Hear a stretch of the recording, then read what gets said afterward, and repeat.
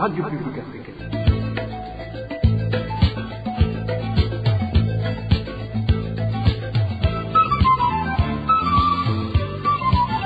Radio Publique Africaine.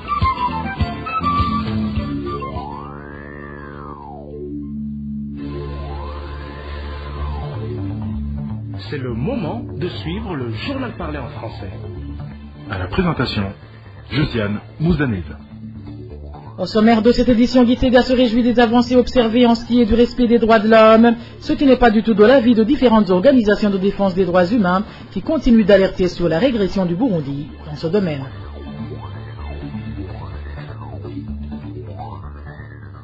Les marchés du bétail pourront bientôt rouvrir, mais les échanges entre provinces restent interdits. La décision a été prise ce jeudi par le ministère en charge de l'élevage.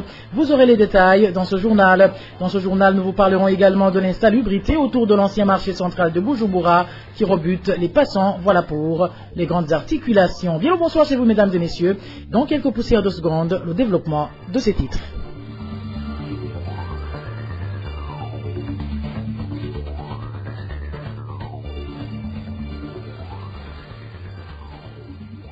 Rebonsoir. Ouvrons ce journal par cette page Droits de l'homme pour parler de la présentation ce jeudi du premier rapport du rapporteur spécial des droits de l'homme sur le Burundi devant le Conseil des droits de l'homme aux Nations Unies. Le rapporteur juge que la situation des droits de l'homme n'a pas jusque-là substantiellement changé. Une évaluation partagée avec nombreux États membres du Conseil des droits de l'homme aux Nations Unies, alors que ces États ainsi que des organisations de la société civile plaident pour le renouvellement du mandat du rapporteur spécial sur le Burundi. Le gouvernement burundais, lui, continue de refuser ce mécanisme et demande à ses États membres de mettre fin à son mandat.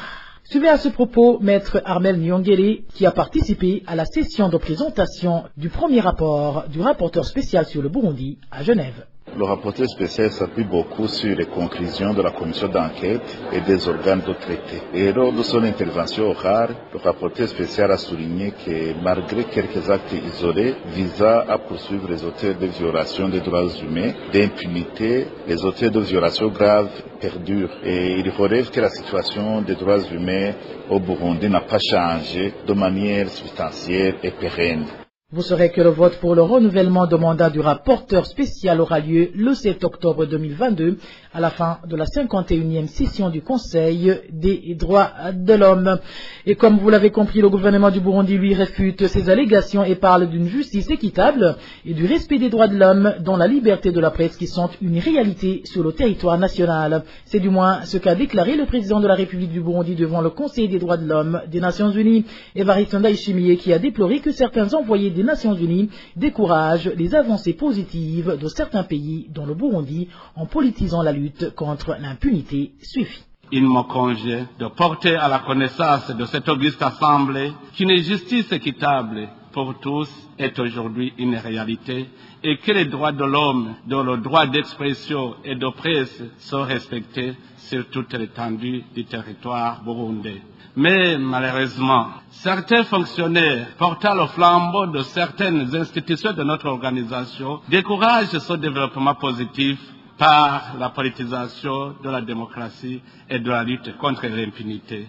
Dans certains pays, y compris le mien, quand la démocratie telle qu'elle est définie s'enracine, certains fonctionnaires des Nations Unies la dénaturent à la qualifier d'incrédible ou de non inclusive pour nous maintenir dans des tensions inutiles. Quand nous nous battons au quotidien contre l'impunité, certains fonctionnaires des Nations Unies cherchent encore à disqualifier nos actions. Il est alors grand temps, Monsieur le Président, que le Haut Commissariat des droits de l'homme soit en diapason avec l'ensemble des États membres pour avoir une lecture commune de la direction des politiques de nos pays au lieu de vouloir téléguider ces actions à travers des commissions et des bureaux des rapporteurs spéciaux inattendus. Le moment est venu, Monsieur le Président, pour que les Nations Unies reconnaissent les avancées réalisées par mon pays depuis 17 ans et comprennent que le statut de pays fragile ne s'applique plus au Burundi. Evariste Ndayishimiye ajoute que les actes de corruption sont efficacement combattus et que la population burundaise en est satisfaite. Encore une fois, le numéro 1 burundais, Evariste Ndayishimiye. Nous vous informons que les mécanismes nationaux de lutte contre la corruption et les activités connexes sont très renforcés et que les actes de corruption sont efficacement combattus et les foyers en sont satisfaits. Nous voudrions aussi informer les investisseurs que le littoral du lac Tanganyika est en train d'être aménagé pour développer le tourisme et que d'autres nouveaux sites touristiques sont en train d'être aménagés à l'intérieur du pays. Et malgré ces discours, la situation est autre sur le terrain. C'est en substance l'observation de Human Rights Watch qui demande aux partenaires internationaux du Burundi de défendre leurs principes et de demander à Gitega la libération immédiate de Tony Germain Ngina. Dans un entretien publié ce jeudi par Clémentine Domonjoy, chercheuse sur le Burundi pour le compte de Human Rights Watch, elle indique que la libération de ce défenseur des droits de l'homme signalerait que les autorités burundaises veulent sérieusement rompre avec leur passé répressif. Emmanuel Nyungeko nous fait le point. La libération de Tony Germain Ngina et l'annulation des condamnations par contumace du groupe de défenseurs des droits humains et journalistes en exil, tels sont les signes qui, selon Clémentine Domonjoy, seraient un beau début attestant que le gouvernement du Burundi méritait réellement la levée des sanctions internationales qui avaient été prises à son encontre, répondant aux questions de la reporter Brigitte Schwartz, également responsable de la communication section Afrique à Human Rights Watch. La chercheuse sur le Burundi Clémentine Domonjoy a expliqué que l'arrestation et la condamnation de Tony Germain Ngina sous le nouveau président Evariste Ndayishimiye renforce le message selon lequel les personnes associées au mouvement des droits humains, autrefois dynamique du Burundi, restent exposées à un risque élevé de persécution. En effet, Clémentine Domonjoy montre que Tony Germain Ngina a été arrêté et condamné à 5 ans de prison pour collaboration avec les groupes armés malgré l'absence de preuves. Selon la chercheuse, cette situation est une preuve irréfutable que Tony Germain Ngina a été victime d'une répression pour le dynamisme dont il avait fait preuve dans le passé au sein de l'association pour la protection des droits humains et des personnes détenues à Prodéhage en sigle, étant donné qu'il avait cessé ses activités pour se consacrer à son métier d'avocat et dans l'exercice duquel il a été arrêté en octobre 2020. De plus, Clémentine Domonjoy souligne que l'espace pour la société civile et les médias demeure très restreint et que ceux qui sont perçus comme étant critiques à l'égard du gouvernement continuent d'en subir la répression. À titre d'exemple, la chercheuse rappelle aux partenaires internationaux du Burundi qu'aucune des condamnations à perpétuité prononcées par contumace en 2020 à l'encontre des mineurs défenseurs des droits humains et journalistes en exil n'a été annulée. Pour Clémentine Domonjoy, la levée des sanctions internationales qui pesaient sur le Burundi n'a certainement pas favorisé des réformes structurelles. Cette spécialiste signale que l'annulation des mesures punitives en l'absence de réels progrès en matière de droits humains ou de réformes démocratiques risque d'encourager les dirigeants du Burundi à réprimer encore plus sévèrement leurs opposants. En définitive, Clémentine Domonjoy trouve que le Conseil des droits de l'homme des Nations Unies devrait renouveler le mandat du rapporteur spécial sur le Burundi pour assurer une surveillance continue. De même, les partenaires internationaux du Burundi, tels que l'Union africaine, les États-Unis et l'Union européenne, devrait exhorter le gouvernement burundais à rétablir l'état de droit afin que les activistes en exil ne craignent pas de rentrer chez eux en raison de leurs activités passées en faveur des droits humains, conclut la chercheuse sur le Burundi. Emmanuel Nyungeko, droit de l'homme toujours, aucune autorité ne peut prévaloir ses fonctions lui investies pour infliger la torture à autrui et toute autorité coupable d'une telle infraction doit être poursuivie en justice car personne n'est au-dessus de la loi. Réaction de la CAT Burundi après les tortures subies par un commerçant de Rutana de la part du gouverneur de la province de Rutana en complicité avec le responsable des services secrets dans cette province. Écoutez plutôt Augustin Nimubona, il est le chargé de la communication au sein de la CAT Burundi. La CAT Burundi s'inscrit en faux contre le comportement de certains dirigeants, notamment celui du gouverneur de la province de Rutana, connu sous le nom de Olivier Nibitanga, et du chef du service national de renseignement dans cette province, connu sous le sobriquet de PP, qui se sont arrogés le droit de torturer et de malmener la population, alors qu'ils étaient censés protéger cette dernière. Et le cas d'un certain Nisouile, un commerçant résident dans la localité de Bilongozi, au chef-lieu de la province de Rutana, et cet homme homme a été battu par ses deux dirigeants jusqu'à perdre connaissance et aujourd'hui il est alité à l'hôpital à cause des coups qui ont été infligés par ces deux hommes. Akat Burundi rappelle que la vie d'un individu est quelque chose de précieux et que nul n'a le droit de malmener ou de torturer quelqu'un, quel que soit son statut social, et rappelle également que personne n'est au-dessus de la loi. La CAD Burundi demande au parquet général près la cour d'appel de Makamba et qui a déjà débuté des enquêtes de les poursuivre et de les faire très rapidement et de traduire en justice ces deux dirigeants s'il arrive qu'ils soient reconnus coupables de ces actes. Parlons à présent gouvernance où le non-respect des heures de travail et le non-octroi des jours de repos font partie des indignations des agents des sociétés de gardiennage. Ces derniers ajoutent que malgré le travail supplémentaire abattu, ils ne touchent même pas de primes irrelatives. Eloge Divin Remicha s'est entretenu avec certains de ces travailleurs. Son reportage. Certaines sociétés de gardiennage ne respectent pas les délais de travail comme l'exige le Code du travail. Selon la Fédération burundaise des syndicats des travailleurs du secteur de gardiennage, FEBUSITRASEG en sigle, il est également inconcevable que les employés ne disposent d'aucun jour de récupération pendant la semaine alors qu'ils ne touchent pas de primes pour ce travail supplémentaire.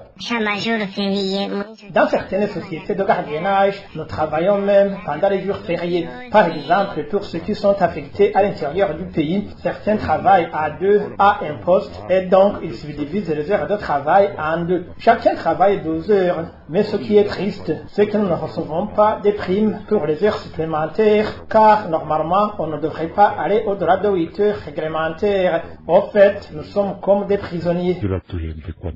À cela, ces agents des sociétés de gardiennage ajoutent aussi que certains n'ont pas droit à des congés leur reconnus par la loi. Le code du travail n'est pas vraiment respecté. Imaginez que certains passent plus de 10 ans sans obtenir de congés, qu'ils soient annuels ou de circonstances comme les naissances ou autres événements. Pourtant, on ne cesse d'écrire des lettres pour solliciter les congés. Cela nous cause souvent des problèmes d'ordre social, surtout pour ceux qui ont des familles. Certains peuvent passer 5 ou 10 ans sans obtenir un seul congé pour rendre visite à la famille.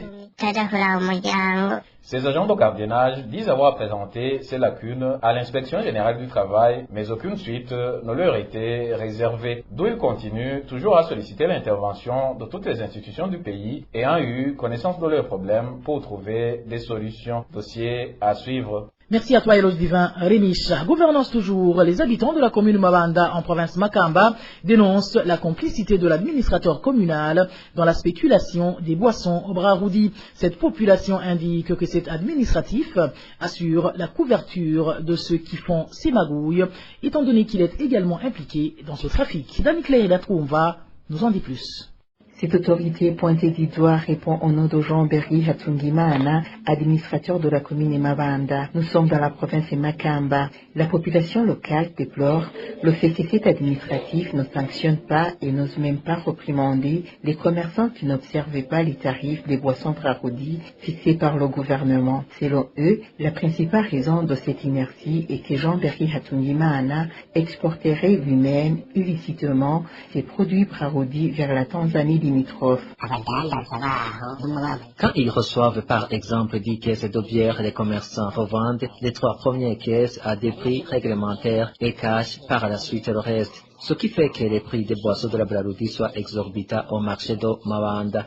Nous nous demandons pourquoi l'administrateur ne réagit pas alors qu'il est au courant de la situation. Les commerçants expliquent que c'est parce qu'ils participent également à la commercialisation des produits Braroudi. Ils disent qu'il a un dépôt et un bistrot dans la localité appelée Kumugina sur la frontière entre la commune Mabanda et la Tanzanie. Cette population ajoute que les commerçants impliqués dans ce trafic sont particulièrement des autorités œuvrant au sein de différentes structures du pays. Il y a par exemple un bistrot d'un certain Bikori qui se trouve dans la localité appelée Ngozi. Il y a également le bar du député prénommé Gilbert ainsi que celui d'un surnommé comptable, ce au niveau du rond-point. C'est aussi le cas du bar d'un policier connu sous le sobriquet de décor, également propriétaire d'un dépôt. Dans tous ces bistrots, une bouteille d'Amster s'achète à 3000 francs, une bouteille de Primus à 2000, la petite bouteille d'Amster à 2000 francs et la petite bouteille de Primus à 1500 francs. Les habitants de la commune Mabanda demandent ainsi aux autorités habilitées de suivre de près cette situation. Dans nos éditions intérieures, nous vous parlerons des magouilles imputées à cet administratif dans la commercialisation des autres produits tels que dénoncés par la population locale. Dani Claire, Ilatkoumba, parlons élevage où on s'achemine vers la réouverture des marchés de bétail à travers tout le pays. La décision a été prise ce jeudi au terme de la réunion du comité national chargé du suivi de la fièvre de la vallée du Rift. Toutefois, les ventes devront uniquement se faire à l'intérieur de chaque province. Marie-Ange, Ilakouz. La mesure de réouverture des marchés de bétail a été prise après qu'il ait été constaté que l'ampleur de la maladie de la fièvre de la vallée du Rift a fortement diminué, du moins selon le tuteur du ministre ayant l'agriculture dans ses attributions. Dans sa réunion tenue dans le but d'analyser ensemble l'état des lieux de la fièvre de la vallée du Rift, le comité national chargé du suivi de cette fièvre a adopté, entre autres, les mesures d'ouverture des marchés des bétails, tout en précisant que la vente se fera à l'intérieur de chaque province. De plus, précise le ministre, les animaux en provenance des marchés du bétail devront directement être transportés dans les véhicules vers les abattoirs. Toujours dans le cadre du suivi régulier de la situation de la fièvre de la vallée du Rift, le ministre, via son compte, informé que les animaux achetés pour l'élevage devront passer dans les lieux de quarantaine avant d'être transportés vers les provinces de destination. Il en est de même du bétail importé de l'étranger. Des policiers devront escorter tous ces animaux, précise le ministre. De leur côté, les acheteurs devront se munir d'une attestation délivrée par les directeurs provinciaux de l'agriculture et de l'élevage. Et enfin, le ministre annonce la poursuite de la campagne de vaccination, surtout dans les lieux où est déclarée la maladie. Cette réunion a vu la participation de 3 ministres faisant partie du comité, à savoir le ministre ayant l'élevage dans ses attributions, le ministre ayant la santé dans ses attributions, ainsi que le ministre de l'Intérieur. La fièvre de la vallée du Rift a fait son apparition au Burundi vers le 20 avril cette année, avec les premiers cas signalés dans les provinces du nord et du nord-est du pays, Ngozi et Kirundo. Depuis, la maladie ne cesse de progresser. Entre autres, les mesures urgentes prises pour limiter la propagation de la maladie étaient principalement l'interdiction temporaire du mouvement des animaux sensibles, la fermeture des marchés du bétail et l'interdiction de l'abattage des ruminants dans la zone affectée. Des interdictions que certains éleveurs n'ont pas cessé de braver, avançant la pauvreté qui sévit dans les ménages comme prétexte. Avec les mesures, les recettes communales avaient été également affectées au point que certains administrateurs communaux avaient demandé au gouvernement de leur accorder une dérogation spéciale pour que les marchés de bétail puissent rouvrir. Merci également à toi Marie-Ange Ilakoudzi. Restons dans le même ministère, mais cette fois-ci dans le secteur agricole, pour vous parler du soulagement des cultivateurs de différentes communes de la province Cibitoke qui ont eu ce mercredi des engrais chimiques après une très longue attente. Même s'ils disent qu'ils n'ont pas encore été totalement servis, ils apprécient ce geste du gouvernement. Suivez le témoignage de l'un des cultivateurs de la commune Rugompo.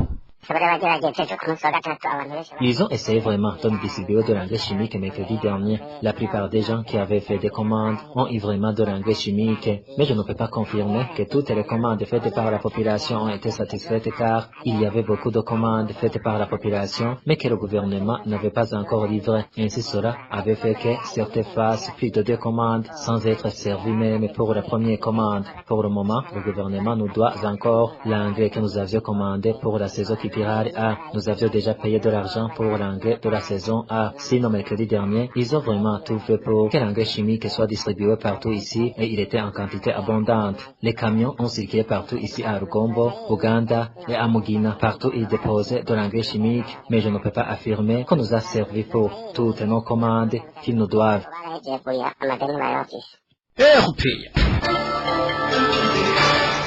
Les usagers du transport en commun qui se déplacent vers les quartiers du nord de la ville de Bujumbura disent être indisposés par l'odeur nauséabonde dégagée par l'égout situé sur le parking de bus de l'endroit appelé Sogemac à l'ancien marché central de Bujumbura. Cet égout est débordé par des déchets qui émanent des latrines de la localité et se déversent en pleine rue. Le point avec Elvis Nyomongé. Ce quartier qui dégage d'une odeur écœurante et déverse les excréments humains en première du parking de bus situé à l'endroit communément appelé Sogemac à l'ancien marché central de Bujumbura, comme l'indiquent les citoyens de la capitale économique. Ici au parking des bus qui desservent les quartiers et zones Ngagara, Nyakabiga, Buyenzi, Charama, Gihosha et Gasenyi, il y a un égout qui habituellement canalise les déchets qui proviennent de la Sogemac, mais aujourd'hui débordé. Les eaux usées de cet égout déversent les excréments au parking de bus. Ainsi donc, quand les transporteurs que le client disent être incommodés par l'odeur mystique qui en émane. Les clients se plaignent comme quoi les eaux usées se déversent vers le parking et l'odeur nauséabonde leur indispose amèrement. Et lorsque le bus tarde à être plein à bord, ça devient catastrophique. Moi, hier, j'étais très indisposée avant que le bus ne prenne le départ. La situation peut durer 2 ou 3 jours alors qu'il existe des services habilités. Les services de l'hygiène dans la municipalité de Bujumbura sont interpellés par les usagers de ce parking de se ressaisir pour normaliser cette situation. À ce sujet, nous n'avons pas pu joindre les autorités municipales, encore moins celles de la zone Mukaza. Elvis Nyomongiri. Hors de nos frontières, la Tanzanie devrait respecter les conventions relatives aux droits des réfugiés qu'il a ratifiées et cesser les persécutions perpétrées à l'endroit des réfugiés burundais se trouvant sur son sol, indique Maître Janvier Bigilimana, défenseur des droits humains. Il réagit après que les autorités du camp d'Onduta aient privé ces réfugiés d'eau et de leurs moyens de déplacement faits de vélos et de motos, des moyens qui les aidaient à transporter les malades vers les structures de santé. Maître Janvier Bigilimana en a profité pour demander aux autorités tanzaniennes de ne pas être indifférents face aux problèmes qui hantent ces réfugiés burundais. Suivi. Nous condamnons fermement le comportement des autorités tanzaniennes qui ne cessent de malmener les réfugiés burundais en Tanzanie. Depuis plusieurs années, ce comportement de persécution à l'endroit de ces réfugiés ne peut pas se justifier, d'autant plus que la Tanzanie est un pays qui accueille non seulement les réfugiés burundais, mais d'autres réfugiés qui proviennent d'autres pays. Ce qui est bizarre, ce qui est anormal, c'est que les seuls réfugiés burundais subissent un traitement arbitraire en Tanzanie, alors que nous avons d'autres réfugiés qui sont bien traités en Tanzanie. L'autre remarque qu'on peut faire à ce propos, c'est que la sécurité et la paix au Burundi ne sont pas encore établies et la Tanzanie ne saurait ne pas connaître la situation du Burundi, raison pour laquelle nous recommandons fermement aux autorités tanzaniennes de changer de comportement et de mieux traiter les réfugiés burundais parce que la Tanzanie est un pays qui est lié par plusieurs conventions internationales qui protègent les droits humains et en particulier les droits des réfugiés, raison pour laquelle il incombe aux autorités tanzaniennes de respecter l'ensemble de ces conventions, y compris la Convention de Genève de 1951 qui protège les droits des réfugiés. Autre chose, c'est que les autorités tanzaniennes ont certainement été impliquées dans le processus de paix au Burundi. Ils savent très bien que ce processus a avorté et les autorités tanzaniennes ne sauraient ne pas savoir que la paix et la sécurité ainsi que le respect des droits humains restaient un grand défi au Burundi, raison pour laquelle les menaces de refoulement et tous les actes de persécution qui se commettent à l'endroit de ces réfugiés ne peuvent pas avoir de justification. Nous interpellons donc également la communauté internationale pour qu'elle puisse agir auprès des autorités tanzaniennes afin que la paix et la sécurité et le respect de la dignité des droits des réfugiés soient une réalité. De son côté, le HCR demande au gouvernement tanzanien de continuer à soutenir les réfugiés se trouvant sur son sol. Enoch McDonald, représentant du HCR en commune Kibondo de la province de Kigoma, a également promis de ne jamais cesser d'assister les réfugiés dans leurs besoins aussi longtemps que les problèmes qui les ont poussés à fuir ne seront pas résolus. Et voilà, amis fidèles de la RPA, c'est par ici que prend fin le journal en français de ce vendredi 23 septembre 2022. Merci à vous qui nous avez suivis. Merci également aux équipes rédactionnelles et techniques pour leur franche et parfaite collaboration. À la présentation de ce journal, vous étiez avec Josiane Mozaneza. Bon début de week-end à toutes et à tous. Au revoir.